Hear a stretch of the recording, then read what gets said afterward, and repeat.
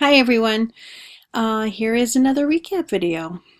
We talked about IEPs and your experiences with IEPs last week, and there seemed to be really two different themes that we talked about.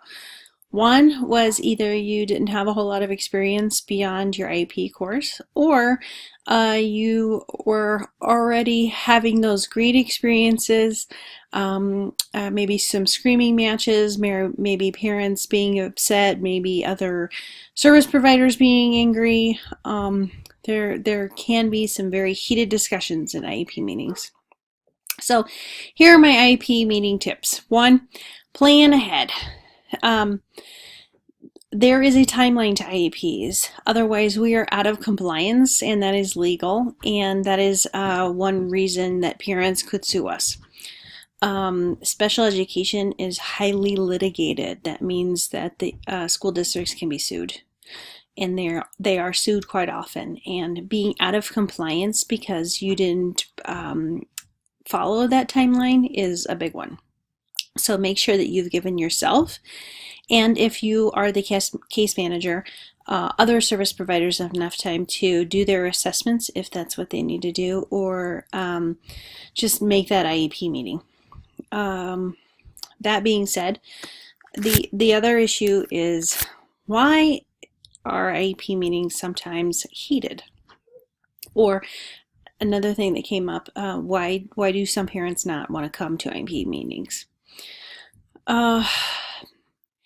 It's their kid, and they're raising a child with special needs, and parenting is difficult, and parenting a child with special needs is even harder. It's exponentially harder.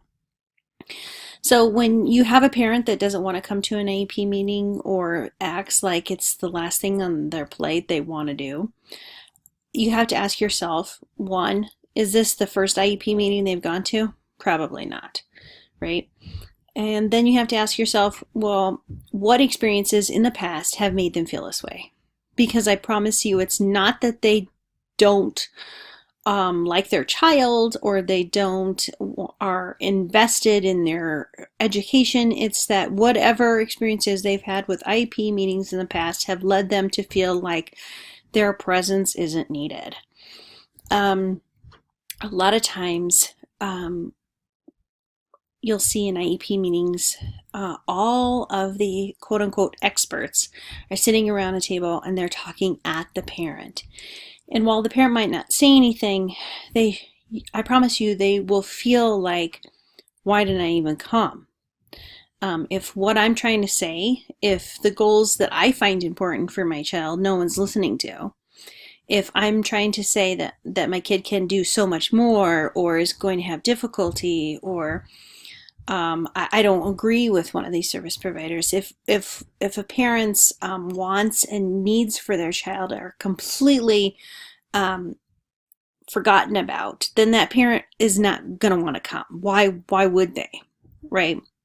And so before you judge a parent, and I have seen this quite a bit when I was working in a school district that had a lot of Title I schools. There seems to be this feeling like if a parent is from a lower socioeconomic background, that they just don't care about their child's education. I didn't find that to be the case. In reality, their experience with the IEP process was not something that they wanted to be part of. And they just didn't have the resources to fight back. And so they just kind of said, well, you go ahead and have your meeting, because it's obviously not a place for me.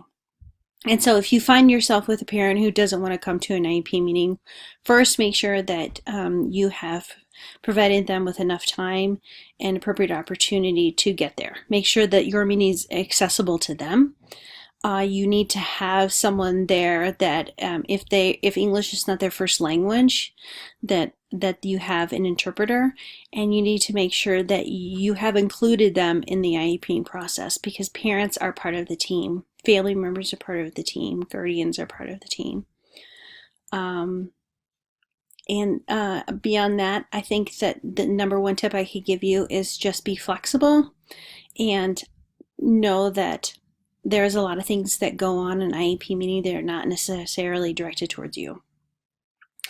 Make sure that you've done your job and you're confident in the way you've served that child, and you're confident in the way you've served those parents, and things that can be said during an IEP meeting.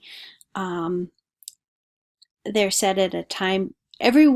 Nobody goes into education because for the money, and nobody becomes a parent because it's the financially the best thing to do, right? Um, there's nothing rational about the situation, and so we all go into the situation because we love children and we love this particular child. And for parents, that's really true, right? So don't take anything that anyone has to say personally.